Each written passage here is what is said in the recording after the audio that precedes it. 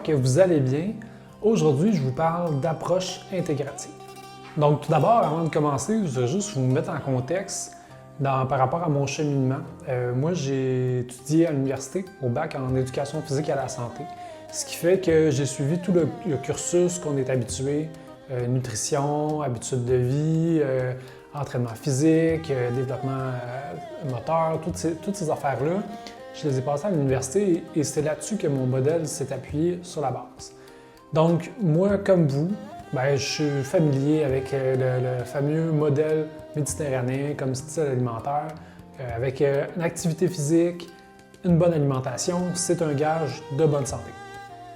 Malgré tous les points positifs que ce modèle-là peut avoir, j'ai été amené dans ma vie à découvrir ses limites, puis à réaliser en fait que c'est un modèle qui est très limité, puis c'est une vision très simpliste de ce qui est la santé, de ce qui est l'équilibre.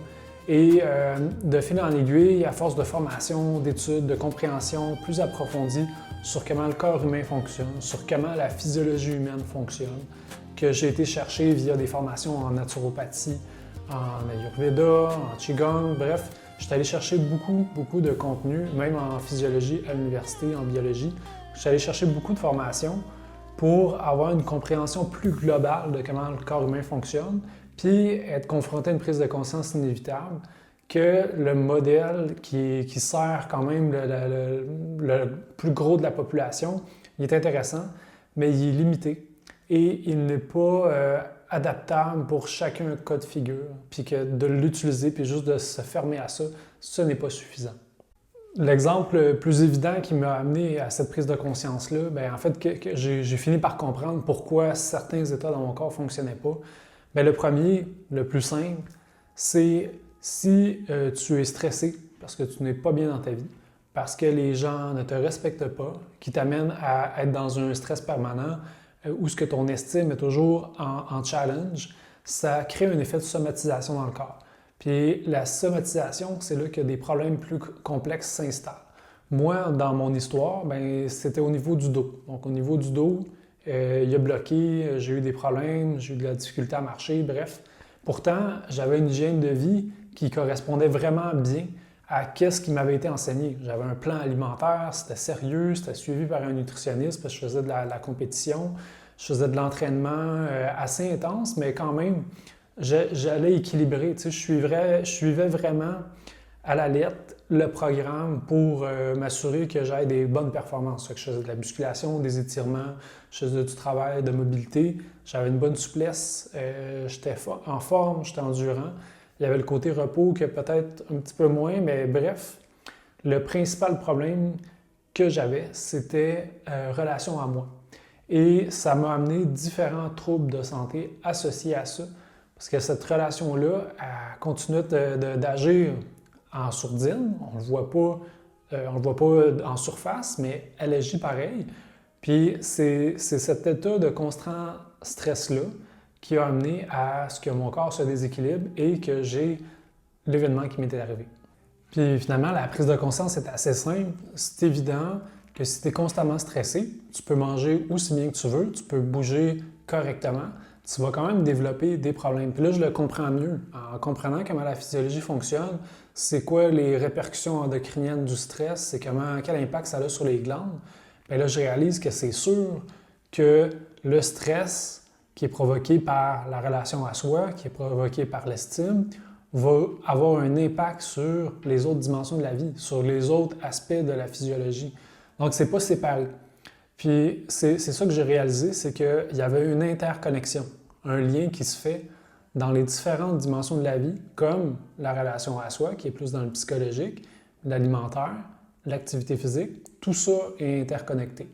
Et ça m'a amené à comprendre, surtout avec mon programme en naturopathie, c'est beaucoup ça l'approche, c'est une approche globale.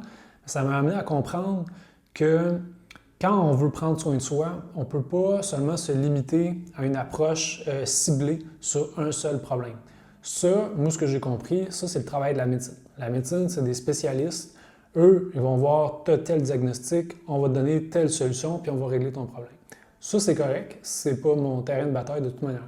Mais ce que j'ai compris, c'est que quand on veut travailler à établir une hygiène de vie, un style puis un mode de vie qui va s'équilibrer de lui-même, qui va être favorable pour que moi je sois en bonne santé, que je sois bien énergique, que je puisse accomplir mes journées, que je sois de bonne humeur et que ça aille bien.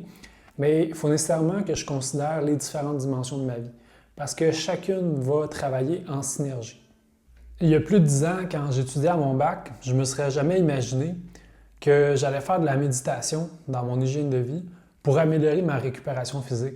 Puis là, je suis capable de l'expliquer, je le comprends, c'est que si je fais de la méditation, ben, je suis en train de travailler à relâcher mon système nerveux. Et si je suis une personne qui vit beaucoup de stress, ben, le fait que je vis beaucoup de stress, ça va altérer la récupération, la capacité au corps à reconstruire les tissus parce qu'il est en état de stress. Donc, il doit gérer le stress en premier. Ça l'affecte justement cette capacité-là. Puis le fait de méditer, de cultiver une hygiène de vie où ce que je vais demeurer équilibré, que je vais gérer mon stress, mes nerfs, ma relation à moi, bien, ça va impacter jusqu'à ma digestion, ma récupération physique, ça va améliorer mon humeur, ma gestion émotionnelle. Puis c'est là que devient la pertinence d'une approche qui est plus intégrée, qui est plus intégrative, qui ne considère pas juste symptômes-solutions, mais qui considère l'ensemble du portrait, puis qui va travailler à équilibrer chacun de ces aspects-là. Puis c'est ça qui est fou, c'est que là, je me dis, je suis en train d'être assis à respirer, mais en fait, je suis en train de m'aider à récupérer de mon entraînement puis à améliorer ma performance physique au final. Quand j'étais à l'université, c'est un peu ce que j'avais réalisé, c'est que les départements, ils sont tous très, très forts dans leur domaine de recherche. Mais il n'y a pas énormément de troncs communs, il n'y a pas énormément de partage, ça ne connecte pas. Tu sais, quand tu t'en vas dans les sciences biologiques, tu t'en vas dans les sciences biologiques, tu t'en vas pas dans les sciences physiques. Fait on est comme super, super bon dans un domaine, on est super avancé, on est calé, mais on a oublié, ben en fait, ça s'est juste pas fait, ça commence à se faire. Tu sais, je le vois, il y a beaucoup de chercheurs qui commencent à travailler justement dans les approches intégrées, mais de base, nous, notre bagage actuellement scientifique n'a pas beaucoup étudié les interrelations. Ça ne s'est pas beaucoup fait. Il n'y a pas eu beaucoup de recherches dans ce milieu-là. Puis, il y en a quelques-uns qui l'ont fait, mais sont considérés plus comme des marginaux. Fait que les autres, ils suivent pas mal on y va dans le mode normatif, puis à peu près, tout le monde fait ça, ça va. Mais il n'y a pas beaucoup, justement, d'approches intégrées. C'est en développement. Puis, moi, c'est ça qui m'a beaucoup intéressé. Parce que quand j'ai découvert qu'il y avait un lien, je me suis dit, ben si ça a un lien, il y a peut-être d'autres choses aussi qui ont un lien. Puis là, je me suis mis à chercher beaucoup. Je me suis mis à beaucoup apprendre. Puis c'est ce que j'ai fait. Puis vraiment, c'est comme si on ouvre une boîte à cadeaux parce qu'il y a tellement de liens qui se font un peu partout. Puis c'est tellement intéressant. Puis il y a beaucoup de médecine traditionnelle qui avaient cette approche-là. Par exemple, la MTC, la médecine traditionnelle chinoise, que j'ai eu la chance d'étudier un peu, mais justement, c'est une approche intégrée. L'Ayurveda, c'en est une aussi. Toutes ces sagesses-là, qui ont des milliers d'années, par exemple, l'Ayurveda, on ne sait même pas combien ça fait d'années. On sait que c'est plus que 6000 ans. Mais la médecine traditionnelle chinoise, c'est encore plus long. Puis, c'est hérité, c'est des vieilles traditions, sont très riches parce qu'eux, ils sont vraiment intéressés à cette approche-là. C'est là qu'il fait une différence. Versus nous, qu'on est plus allé dans l'approche scientifique standardisée, puis on regarde les fruits, mais on ne regarde pas les racines. Puis c'est dommage, parce que si on s'ouvre à ça, si on s'y intéresse, bien, on découvre peut-être une voie qui est intéressante justement pour atteindre un vrai équilibre. La vie ne devient plus une course à régler des symptômes, ça devient une expérience, ça devient un art de vie. Puis je trouve que c'est ça qui est intéressant. Puis tu sais, c'est la même approche que moi que j'ai eue dans mon école de naturopathie, qui est l'approche plus hygiénomiste, qui est l'approche plus hygiéniste. Puis c'est vraiment de cultiver un art de vivre qui soutient la vitalité puis la santé versus traiter des maladies et des problèmes. Puis ça a l'air niaiseux, ça a l'air simple, mais c'est pas parce que c'est simple et que c'est évident que ça n'a pas de valeur. Puis moi, je le découvre que ça a une valeur. Puis justement, comme je vous disais, je me retrouve à méditer pour récupérer plus vite puis être plus en forme, ce qui est un peu contre-intuitif. Puis tout ça, ça m'amène à faire une critique un peu de comment la santé naturelle se développe. Tu sais, en ce moment, il y a comme une effervescence, là, c'est clair et net. Là, les produits de santé naturelle sont super à la mode, tout le monde s'en va vers ça, mais c'est parce qu'on réalise que d'attendre de tomber malade avant de faire une action, ça n'a pas de sens. Puis on réalise que prendre des produits chimiques, c'est peut-être pas la voie d'avenir avec toutes les conséquences qu'ils ont en à côté. Puis, en naturopathie, j'ai eu la chance de travailler en clinique privée, puis de voir un peu mes collègues qui ont beaucoup d'expérience, comment ils fonctionnent. J'ai eu la chance d'être dans ce milieu-là, puis de voir qu'est-ce que les autres font. Puis, ce que je réalise, c'est qu'on a une tendance à vouloir reproduire un peu la réaction à des symptômes.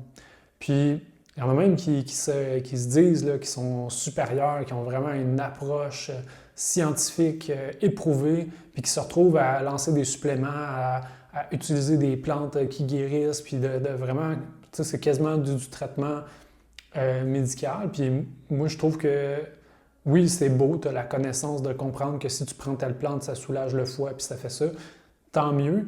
Mais moi, je trouve que ça sert à rien. Parce que pourquoi, à la base, ton foie il a développé ce problème-là? C'est quoi la racine du problème? Moi, c'est ça qui m'intéresse. Puis c'est même que j'ai fait mes accompagnements.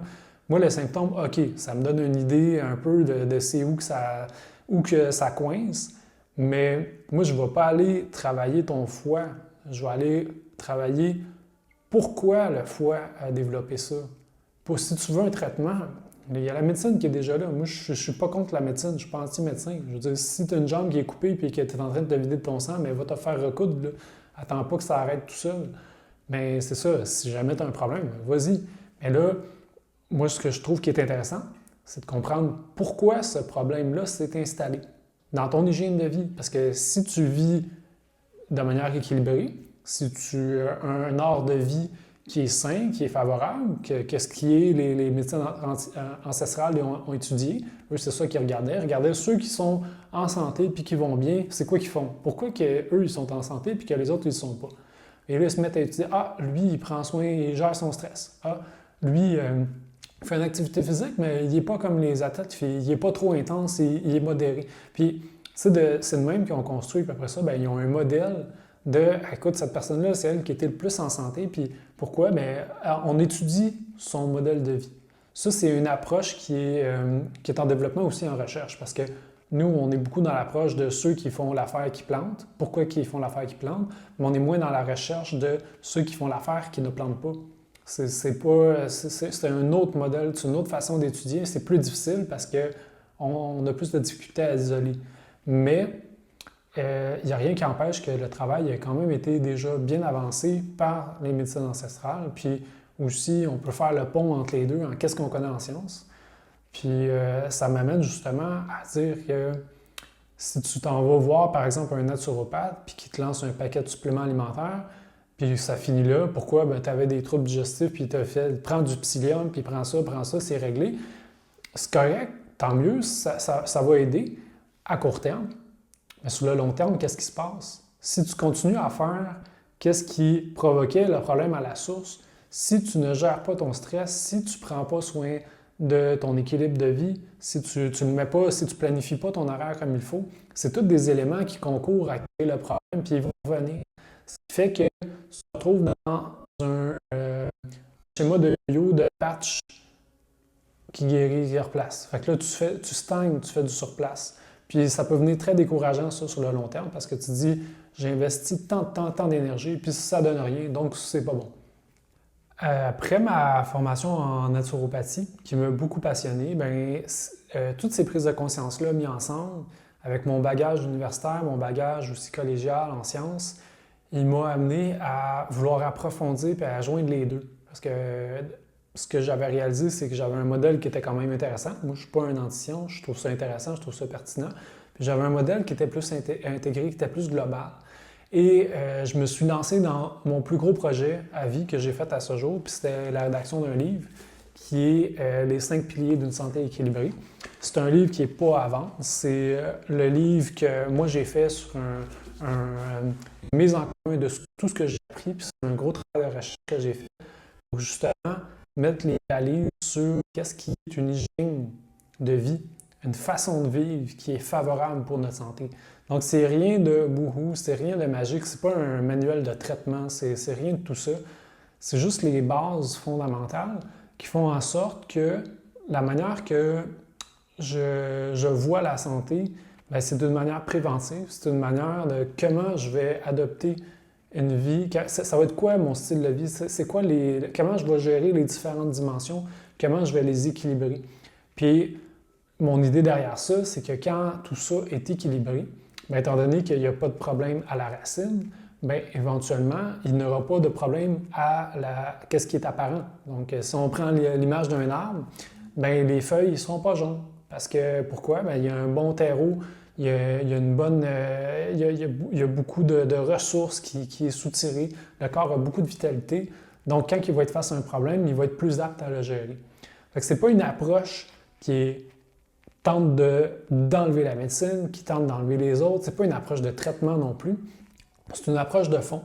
Puis le but, c'est d'établir les bases, les fondements sur une hygiène de vie qui sont solides et qui vont soutenir la vitalité. Je crois que l'avenir est vraiment dans ce type d'approche-là. Parce qu'on réalise assez vite qu'une approche de problème-traitement, c'est limité. Parce que tant qu'on ne règle pas la base, ça va revenir. Puis on se retrouve dans un système qui est un cercle vicieux. Parce que oui, on soulage. C'est une personne, par exemple, qui va pour un problème, je sais pas, n'importe quoi, là, des pierres au rein, s'en va au médecin, il se fait enlever tout ça.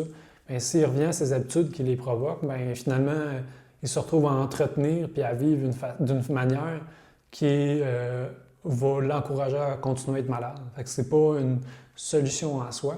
Moi, ce que je trouve qui est une solution, c'est justement de travailler chacune des dimensions qui nous concernent, de travailler à les équilibrer, d'aller trouver un équilibre. Puis ça peut se faire par l'art de vie, par l'hygiène de vie, tout simplement. Puis de considérer toutes les dimensions de la vie. Donc, moi, je crois que c'est vraiment ça l'avenir. Je crois que ça va se développer, qu'il y a de plus en plus de gens comme moi qui vont avoir ces prises de conscience-là et qui vont étudier le sujet puis qui vont l'adopter comme moi je l'adopte. Puis, éventuellement, bien, ça va servir de modèle pour justement faire en sorte qu'on vive bien, qu'on ait beaucoup d'énergie, qu'on soit joyeux et que la vie soit belle. Donc, si vous voulez aller plus loin que qu'est-ce que je vous dis vous intéresse, je vous encourage à aller sur mon site web au www.omdore.com,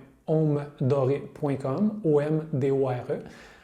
Moi, j'offre des consultations pour les personnes qui veulent adopter une hygiène de vie saine. Ça peut se faire en visioconférence ou en présence selon certains horaires plus limités. Mais je suis disponible et j'ai des offres pour les nouveaux suivis. Donc, je vous remercie beaucoup de votre écoute. Je vous souhaite une très belle journée. Prenez soin de vous, c'est important. Puis, je vous dis à la prochaine.